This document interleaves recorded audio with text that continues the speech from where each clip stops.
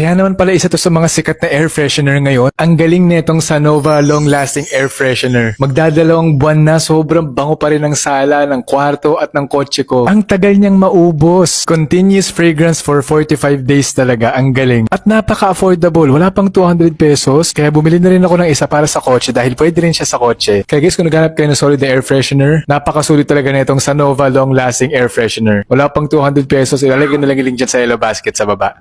Follow for more. Bali pala ako ng pagkakalagay dito. Kasi ang ginawa ko, pagkasuksok ko nito, ginanyan ko lang. Ngayon pala, ang ginagawa pala dito, binabaliktad pa pala. Pero kasi kahit di mo nabaliktarin, sobrang amoy niya sa sala. Apakabango talaga.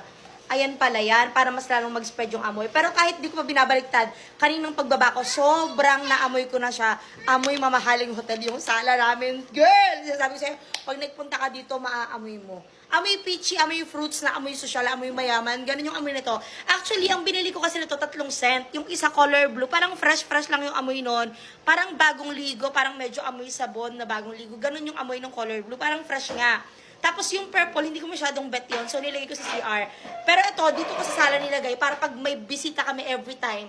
Ito yung una nilang malalanghap. Punta kami sa HK. Kapag pumapasok kami sa hotel, sobrang bango agad. So, kanina pagbaba ko, ang bango ng bahay, day! Ang bango ng sala. Partida, hindi ko pa binabaliktad yun, pero sobrang amoy niya na pagbaba ko. Pero ngayon, mas mangangamoy na siya kasi tama na yung pagkakalagay ko. So, hindi lang talaga aesthetic yung itsura niya. So, sa susunod, parang mas maganda siguro kung mas aesthetic pa yung itsura kasi parang pang mami-mami yung itsura nito. Siguro sa packaging lang, pero yung amoy, ang bango niya talaga, amoy mamahaling hotel yung sala namin. Kung gusto mong mag-amoy hotel yung kwarto mo sa sobrang bango, ito na yon. Lagi itong dumadaan sa FYP ko pero hindi ko pinapansin kasi akala ko eme lang yung sinasabi nila na mag-amoy hotel yung kwarto mo. Pero OMG, nung nag-order ako na nagsasabi sa inyo, totoo nga, mag-amoy hotel talaga yung kwarto mo dito. Alam mo na, nasa yellow basket.